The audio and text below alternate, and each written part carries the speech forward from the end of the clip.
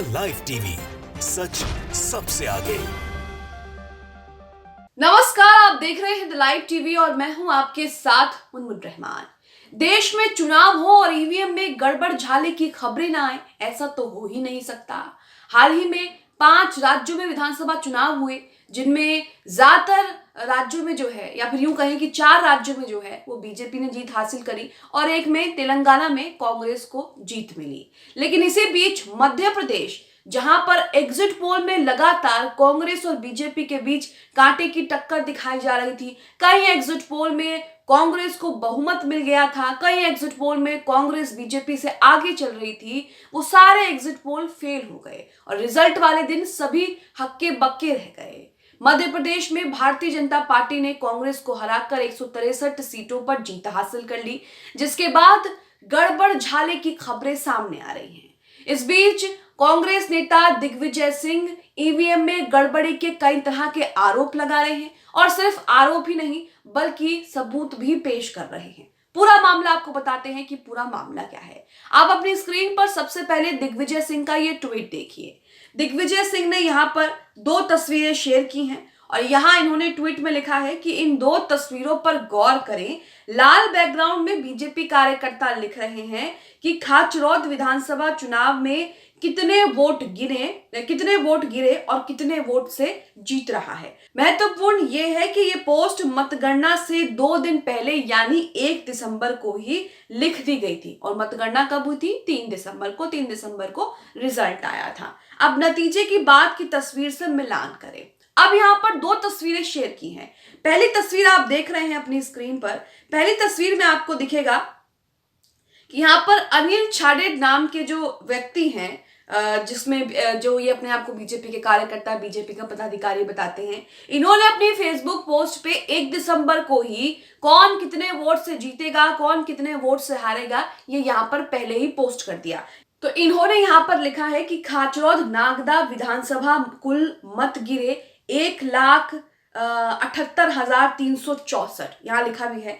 अन्य प्रत्याशी 8,364, भाजपा 93,000 और कांग्रेस 77,000, भाजपा विजय। तो यहाँ पर इन्होंने कितने वोट गिरेंगे, कितने वोट मिलेंगे, किसको कितने वोट मिले हैं, यहाँ सब कुछ लिख दिया और बता दिया कि भाई भाजपा यहाँ पर विजय होगी। अब जो असल आंकड़े हैं वो भी आपके सामने दिग्विजय सिंह ने शेयर किए अपने ट्विटर पर। यहाँ पर असल आंकड़े जो हैं बिल्कुल देखिए वही आंकड़े हैं जो इन्होंने लगभग बताए हैं। तो ये तस्वीरें देखकर कई तरह के जो है आरोप लगाए जा रहे हैं और कई तरह के सवाल भी खड़े हो रहे हैं कि जब मतगणना 3 को हुई है तो इन्होंने एग्जैक्ट किस तरह से बता दिया कि वहां पर क्या होगा। हालांकि हम एग्जिट पोल देखते हैं, लेकिन एग्जिट पोल में भी इस तरह से आंकड़े नहीं बताए जाते कि 5,000 वोटों से कांग्रेस हारेगी या 10,000 वोटों से बीजेपी जीतेगी, लेकिन यहाँ पर इन्होंने एग्जैक्ट बता दिया। तो इसे लेकर कई तरह के सवाल खड़े हो रहे हैं। इसी के साथ आप अपनी स्क्रीन पर पीयूष बाबेला का ट्वीट भी देख रहे हैं। पीयूष बाबेले ने भी मध्य प्रदेश में जो ईवीएम को लेकर गड़बड़ी हुई है उसमें कई तरह के जो बिंदु हैं उन पर रोशनी डाली है। लेकिन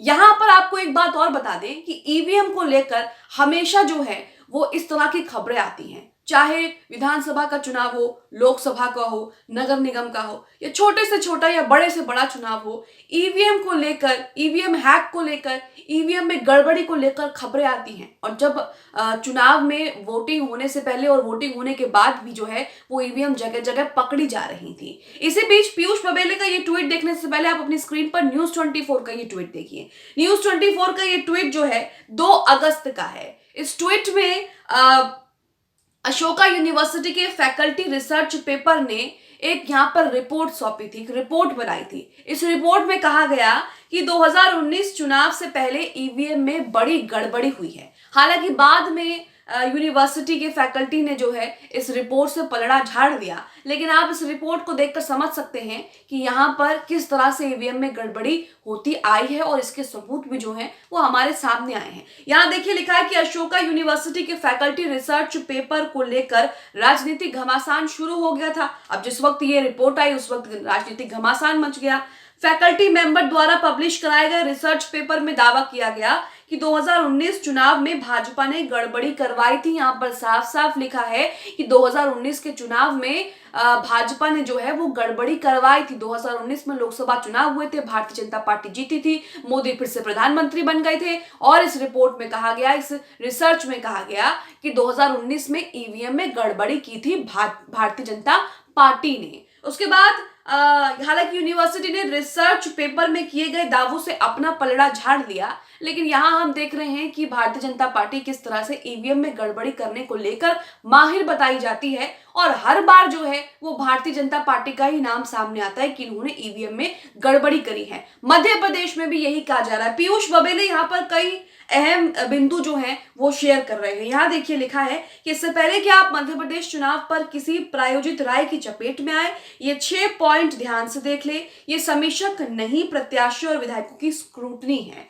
पहला पॉइंट, जहां कांग्रेस पार्टी बड़े अंतर से पराजित हुई है वहां 100 से अधिक ईवीएम मशीनें मतगणना के समय 99% तक चार्ज मिली, जबकि मतदान के दौरान 10 घंटे से ज्यादा इनका उपयोग हो चुका था। इसका आशय हुआ कि मतदान की प्रक्रिया के दौरान इन मशीनों का बिल्कुल उपयोग में नहीं हुआ, जो कि किसी भी सूरत में संभव नहीं है। इससे इस बात का शक होता है कि या तो ईवीएम बदली गई है या उनके साथ छेड़छाड़ की गई है। पहला पॉइंट आप समझे। दूसरा, प्रत्याशियों ने बताया कि औसतन 100 ईवीएम मशीनें या 20,000 वोट से छेड़छाड़ का गंभीर मामला दिखाई देता है। यानी कि 100 ईवीएम मशीनों से छेड़छाड़ की गई है या फिर 20,000 वोट से छेड़छाड़ की गई है। जब पोस्टल वोट में कांग्रेस को प्रचंड बहुमत मिल रहा था तो ईवीएम मशीन में अचानक से कम हो जाना संदेह पैदा करता है। एग्जिट पोल में भी कांग्रेस को बहुमत मिल रहा था और पोस्टल बैलेट में भी कांग्रेस को बहुमत, यहाँ छत्तीसगढ़ में तो हमने देखा था कि रुझानों में बहुमत जो है वो घोषित कर दिया था कांग्रेस के लिए, लेकिन देखिए बिल्कुल उल्टा हो गया।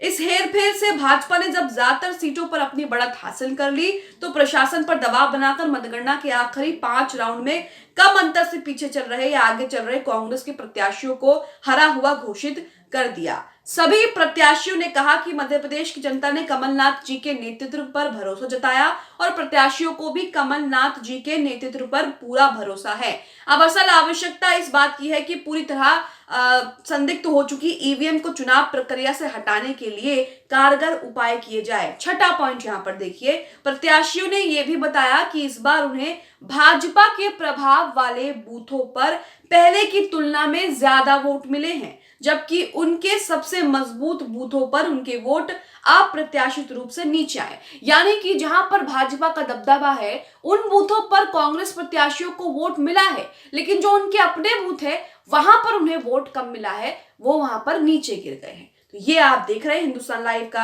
आर्टिकल भी है इस पूरे मामले में, आप अपनी स्क्रीन पर आर्टिकल भी पढ़ सकते हैं। वही लिखा है कि दिग्विजय सिंह का दावा, बीजेपी नेता को मतगणना से 2 दिन पहले ही जो है नतीजे पता थे। इस दिग्विजय सिंह के आरोप के बारे में पूछे जाने पर भाजपा नेता और विधायक रामेश्वर शर्मा ने कहा कि कांग्रेस नेता को किसी पर भरोसा नहीं है, उन्हें ईवीएम पर भरोसा नहीं है, खुद पर भरोसा नहीं है। भाजपा ने इस बात की पुष्टि नहीं की है, ना ही खंडन किया है कि अनिल छाजेड़, जिसका फेसबुक पोस्ट आपने देखा, जिसने 1 दिसंबर को ही सारे नतीजे बता दिए, वो पार्टी का पदाधिकारी है या नहीं। तो यहाँ सवाल है कि अनिल छाजेड़ को कैसे पता चलता है कि आखिरकार कौन जीतेगा, कौन हारेगा और कितने वोटों के अंतर से जीतेगा, कितने वोट यहाँ पर प्रत्याशी को मिलेंगे, चाहे वो भाजपा हो या कांग्रेस का हो। तो इस सब चीजों को लेकर जो है वो संदेह पैदा होता है। ईवीएम एक बार फिर से शक के घेरे में आ गई है। अब 24 के चुनाव होने हैं और 24 के चुनाव को लेकर भी जो है वो ईवीएम को लेकर जो है कई तरह की खबरें आएंगी और गड़बड़ झाले की खबरें आएंगी। लेकिन अब आप देख रहे हैं कि विधानसभा चुनावों में ही